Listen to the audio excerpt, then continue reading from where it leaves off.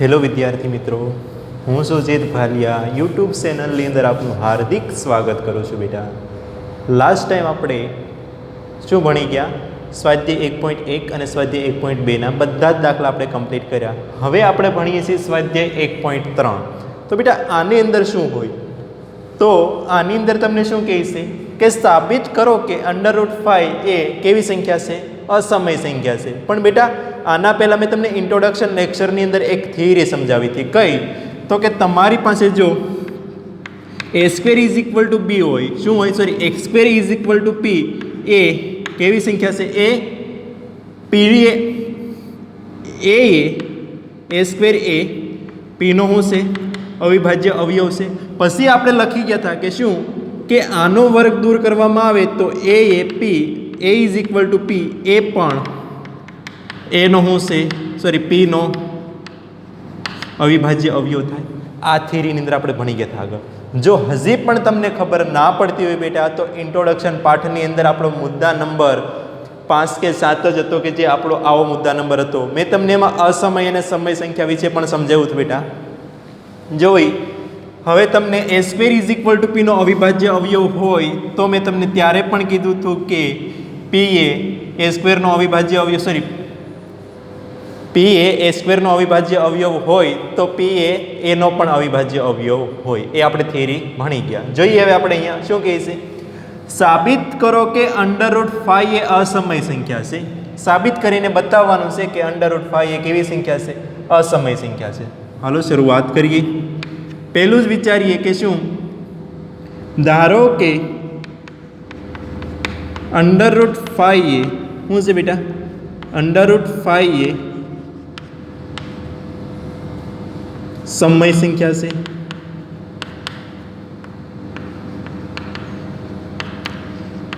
શું ધાર્યું છે આપણે? ધારો કે √5 એ શું છે બેટા? સમય સંખ્યા. તેથી આપણે ત્યાં એવું લખતા હતા કે √5 એટલે કે આપણી પાસે શું હોય? √5 આપણે ત્યાં એવું લખતા હતા શું કે p/q. તો હવે અહીંયા ધારીએ કે તેથી શું થશે બેટા? તેથી √5 આપણે ત્યાં p/q લેતા હતા, પણ અહીંયા આપણે લઈશું f/q. એ કેવી સંખ્યા છે? સમય. જ્યાં a અને b એ અવિભાજ્ય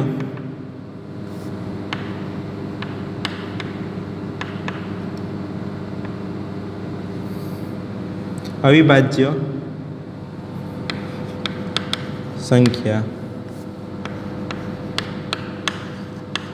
છે. બરાબર બેટા? આપણે શું કીધું? a એ બે અવિભાજ્ય સંખ્યા અથવા પૂર્ણાંક છે. ઓકે બેટા? જોઈએ આગળ. બેટા, આના છેદમાં કાંઈ નહીં હોય તો એક તો હશે ને? એક તો હશે કે નહીં હોય બેટા? તો જો a × b, સોરી, b × √5 અને a × 1, એટલે કે a = શું થશે? √5 × b. થાય કે ના થાય? હવે જરાક વિચારીએ બેટા કે શું કરીએ? બંને બાજુ વર્ગ લઈએ. શું લઈએ બેટા? બંને બાજુ શું લેતા? વર્ગ લેતા. બંને બાજુ વર્ગ લેતા તો શું થશે? તો કે સર a² =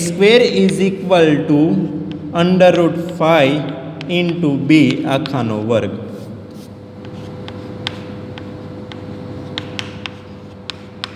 આવું થાય કે ના થાય ભાઈ?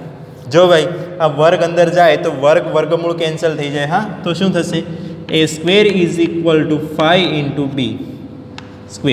શું થશે? 5 × b². તો બેટા, એટલે સુધી તમને ખબર હોય તો હવે શું કહેવાય? તો અહીંયા કહેવાય કે 5 એ અવિભાજ્ય સંખ્યા હોવાથી પ્રમેય નંબર 1.3 પરથી કોનો થઈ જશે બેટા? પ્રમેય નંબર 1.3 પરથી આપણે શું કહેવાશે કે 5 એ એનો પણ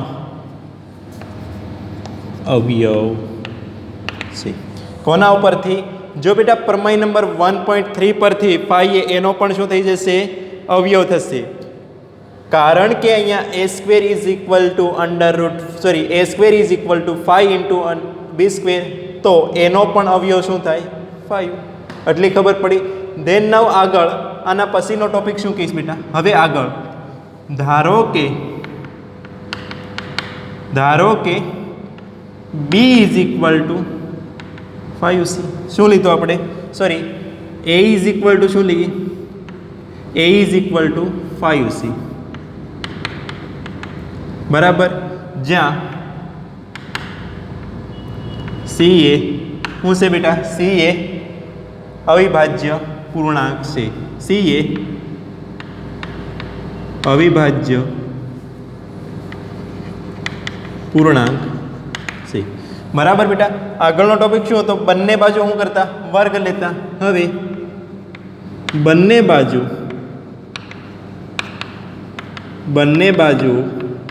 વર્ગ લેતા. બંને બાજુ વર્ગ લઈએ તો શું થશે? a square is equal two 25c square. થાય કે ના થાય? પરંતુ શું છે? a square is equal two તો 5b, તો લખો a સ્ક્વેરની જગ્યાએ કેટલા આવશે? 5 into b square 25c square. કારણ જો એવું લાગે તો આને સમીકરણ નંબર 1 આપી દેજો અને અહીંયા લખી દેજો. તેથી સમીકરણ નંબર 1 પરથી. બરાબર બેટા? જો એવું લાગે તો જ આપજો. હવે આ બંને બાજુ 5 કેન્સલ કરો તો કેટલા વધશે અહીંયા? 5. તો કે b square is equal two કેટલા વધ્યા? 5c square. અરે પાછું એના જેવું આવી ગયું તો શું કહેવાય? 5 એ અવિભાજ્ય સંખ્યા હોવાથી પ્રમેય 1.3 પરથી 5 એ બીનો પણ શું થશે? અવિભાજ્ય અવયવ. તો લખો 5 એ અવિભાજ્ય અવયવ હોવાથી પ્રમેય તેના પરથી બેટા 1.3 પરથી બીનો પણ અવયવ થશે. ખબર પડી બેટા? હવે જો કારણ કે 5 એ અને બીનો બંનેનો શું થઈ ગયો? અવિભાજ્ય અવયવ. તો ધેન નાવ આગળ શું કરીએ બેટા? હવે આગળનો તમારો મુદ્દો શું આવશે? જો બેટા 5 એ અને બીનો શું છે બેટા? સામાન્ય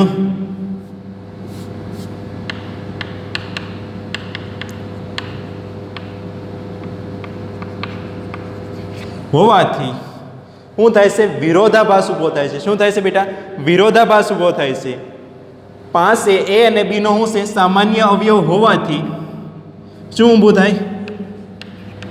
વિરોધાભાસ.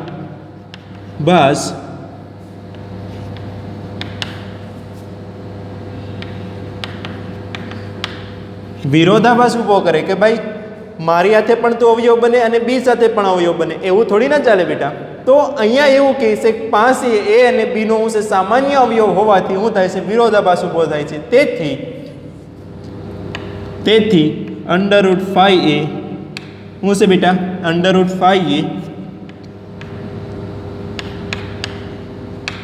અસમય સંખ્યા થશે. અસમય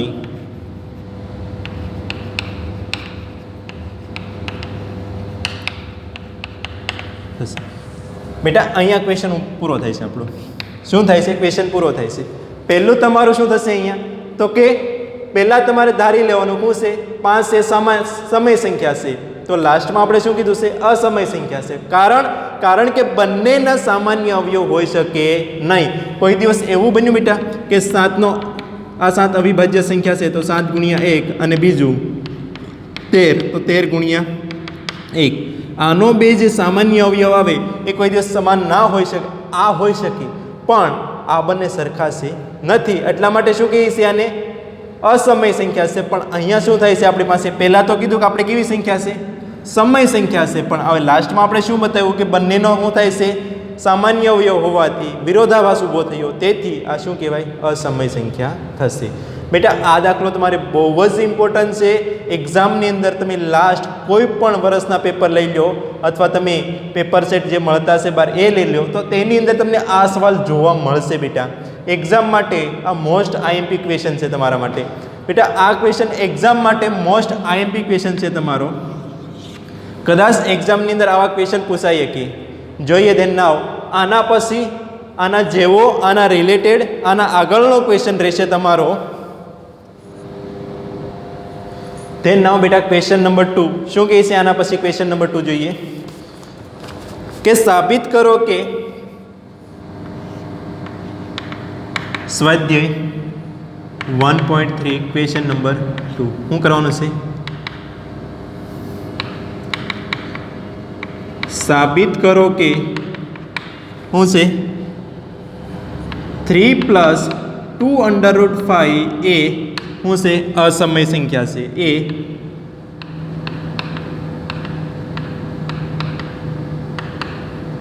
આવું સાબિત કરવાનું છે. બેટા શું સાબિત કરવાનું છે? કે 3 + 2 √5 એ કેવી સંખ્યા છે? સમય સંખ્યા, અસમય સંખ્યા છે એવું સાબિત કરવાનું રહેશે. તો ધારી લઈએ પહેલા. શું કે ધારો કે પહેલું સ્ટેટમેન્ટ આપણું હું ધારો કે 3 + 2 √5 એ સમય સંખ્યા છે. શું છે બેટા? સમય સંખ્યા છે. પછી આપણે શું કર્યું હતું? તેથી 3 + 2 √5 = a/b, જ્યાં a અને b અવિભાજ્ય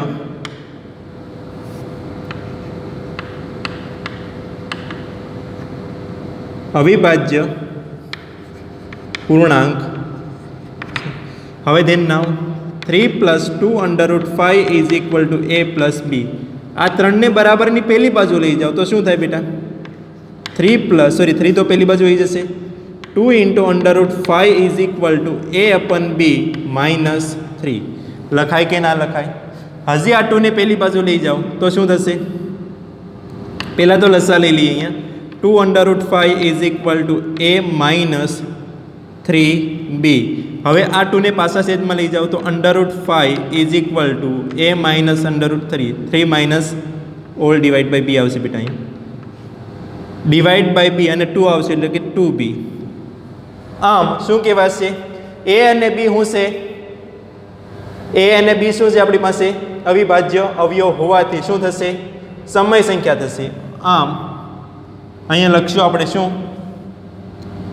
અહીં આપણું સ્ટેટમેન્ટ a -3 √2b એ શું છે બેટા? કોનો અવયવ થશે? √5 નો. √5 એ a-3b / 2 નો અવિભાજ્ય અવયવ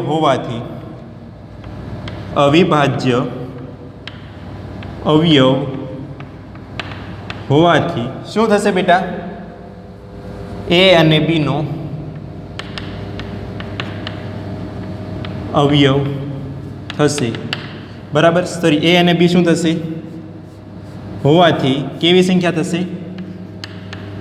સમય સંખ્યા છે. આટલી ખબર પડી. પરંતુ અહીંયા શું લખશું? પરંતુ √5 એ શું છે બેટા? અસમય સંખ્યા હોવાથી વિરોધાભાસ ઊભો થાય. તેથી શું થશે? 3 + 2 √5 એ અસમય સંખ્યા થશે. બરાબર. શું થયું? જો 5 એ -3b નો અવિભાજ્ય અવયવ હોવાથી a -3 નો અવિભાજ્ય અવયવ હોવાથી શું થશે? સમય સંખ્યા થશે, પરંતુ √5 એ શું છે બેટા? અસમય સંખ્યા હોવાથી વિરોધાભાસ ઊભો થાય છે, તેથી 3 + 2 √5 એ અસમય સંખ્યા થશે. ખબર પડી બેટા? આ દાખલો ઇમ્પોર્ટન્ટ છે, આ પણ કરી લેવો. હવે ધ્યાન નાવ, આના પછી આપણે ક્વેશ્ચન નંબર 3 કે જેની અંદર આપણને શું કહે છે? ક્વેશ્ચન નંબર 3 માં જોઈએ આપણે ક્વેશ્ચન નંબર 3.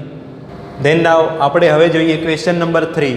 તો ક્વેશ્ચન નંબર 3 માં શું કહે છે? જો બેટા, તો તમને એવું કહેવામાં આવ્યું છે કે સાબિત કરો કે 1/√2 કેવી સંખ્યા છે? અસમય સંખ્યા છે.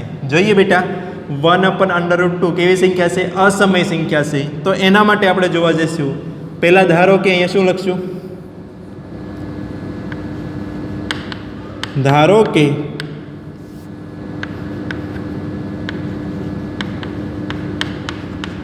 ધારો કે 1/√2 એ કેવી સંખ્યા છે? સમય સંખ્યા છે. તેથી હું લખશું બેટા, તેથી 1/√2 = a/b, જ્યાં a અને b અવિભાજ્ય પૂર્ણાંક છે. બરાબર? તો 1/√2 = a/b. તો b = 2 into √2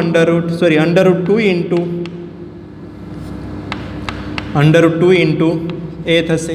હવે ધ્યાનના આપણો આગળનો કોન્સેપ્ટ શું હતો? બંને બાજુ વર્ગ લેતા. શું કરવાનું છે બેટા? બંને બાજુ વર્ગ લેવાના છે. તો શું થશે? b² = 2a² થશે કે નહીં થાય બેટા? થશે કે નહીં થાય? b = 2 into a². તો આપણે આગળ શું લખ્યા હતા? કે આમ આગળ શું લખી ગયા બેટા? તમને યાદ હશે, ક્વેશ્ચન નંબર 3.1 દાખલા નંબર 1 ની અંદર શું લખી ગયા આપણે?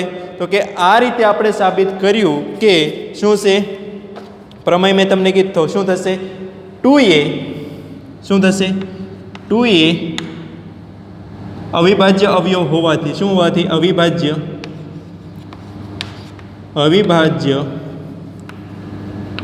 અવયવ હોવાથી. શું થશે? અવિભાજ્ય અવયવ હોવાથી. કોના માટે? તો કે હોવાથી પ્રમેય નંબર કયો? 1.3 પરથી કોનો થશે? બીનો પણ અવયવ થશે. ખબર પડી બેટા એટલે સુધી? હવે તેના આના પછી આગળ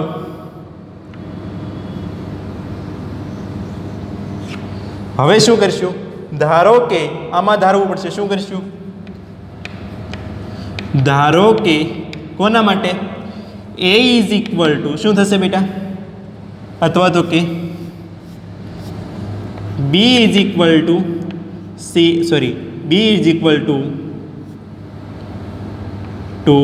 c. કેટલા થશે? b = 2c.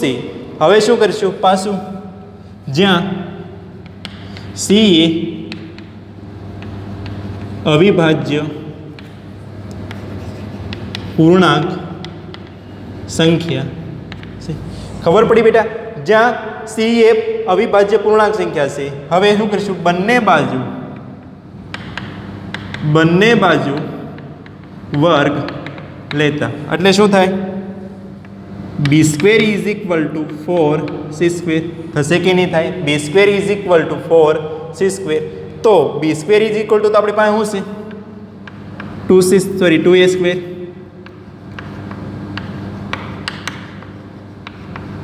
મેં તમને લખાવ્યું હતું, તેથી કરીને કેના ઉપરથી? સમી નંબર 1 પરથી. તો આને કયું આપી દેવાનું? સમીકરણ નંબર 1. જોઈએ આગળ બેટા, બંને બાજુથી 2 કટ કરો તો તમારી પાસે a² કેટલા વધે? 2c². તો 2a શું થશે? 2a અવિભાજ્ય અવયવ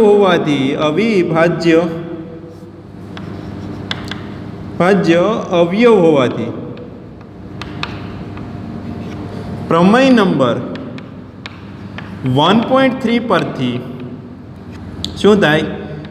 બીનો પણ એનો પણ શું થશે? અવયવ થશે.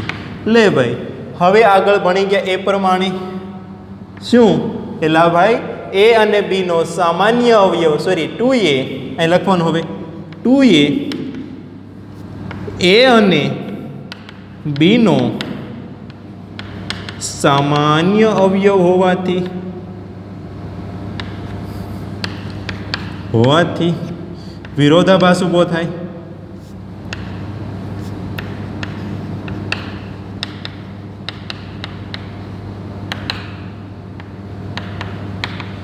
તેથી શું થશે? તેથી 1/√2 એ અસમય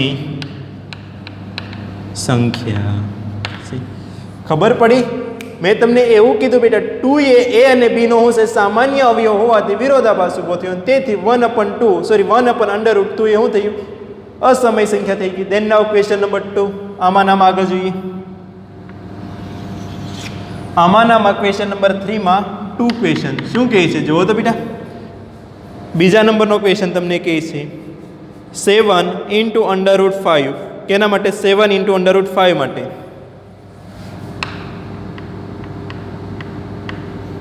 7 × √5 શું છે?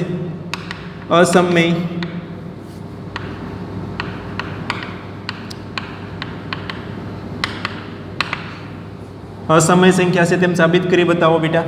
તો પાછું શું કરશું? અહીંયા ધારો કે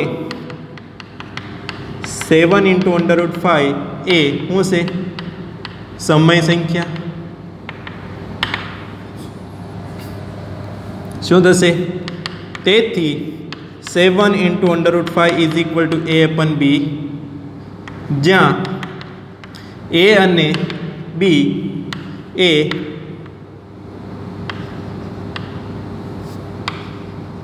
અવિભાજ્ય પૂર્ણાંક છે. તો હવે શું કરશું? આગળનું સ્ટેટમેન્ટ √5 7 × √5 a/b. જો ભાઈ આને પેલી બાજુ જવા દે તો √5 a/7 × b. આગળનો દાખલો જોઈ ગયા. ક્વેશ્ચન નંબર 2 ની અંદર શું કર્યું હતું? કે √5 શું છે બેટા? √5 શું છે? અહીંયા શું લખશો તમે? અહીં a અને b માં 7a પૂર્ણાંક સંખ્યા હોવાથી શું થશે? પૂર્ણાંક સંખ્યા હોવાથી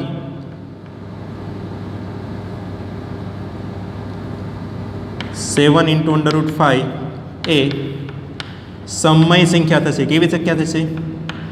સમય સંખ્યા છે. પરંતુ √5 એ અસમય √5 એ અસમય સંખ્યા હોવાથી વિરોધાભાસ ઊભો થાય છે. તેથી 7 × √5 એ અસમય સંખ્યા છે. શું છે બેટા? અસમય સંખ્યા છે. ધેન નાઉ ક્વેશ્ચન નંબર, આના પછી ક્વેશ્ચન નંબર શું કહે છે? 3 જુઓ બેટા. આના પછી ક્વેશ્ચન નંબર 3 શું કહે છે બેટા? ક્વેશ્ચન નંબર 3 આપણી પાસે શું છે જુઓ.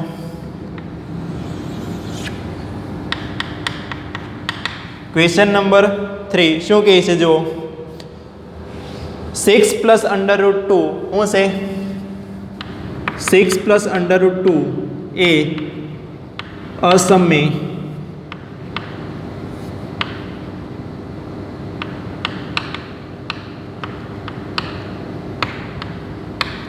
સંખ્યા છે તેમ સાબિત કરો. ધારો કે 6 + √2 એ સમય સંખ્યા છે. તેથી 6 + 2 √2 ઇઝ ઇક્વલ ટુ a/b, જ્યાં a અને b એ પરસ્પર અથવા તો કે અવિભાજ્ય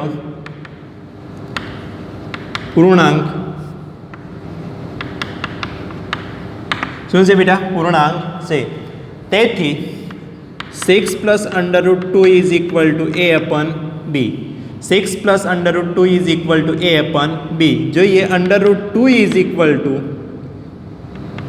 a/b -6 લખાય આવું. √2 is equal to a - 6b divide by b લખાય આવું. તો અહીંયા શું લખાશે? અહીં a અને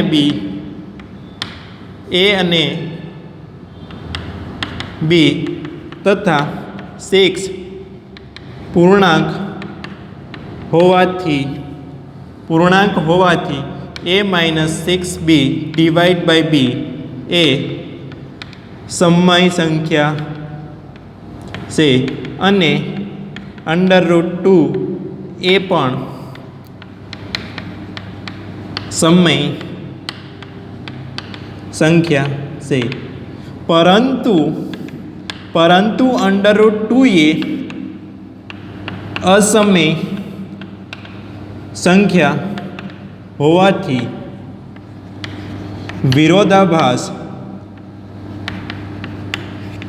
ઊભો થાય છે. તેથી 6 + √2 એ અસમય સંખ્યા છે. ખબર પડી બેટા? અહીંયા ક્વેશ્ચન પૂરો થાય છે. ક્વેશ્ચન નંબર 1, ક્વેશ્ચન નંબર 2 અને ક્વેશ્ચન નંબર 3 આ બેટા આઈએમપી ક્વેશ્ચન છે.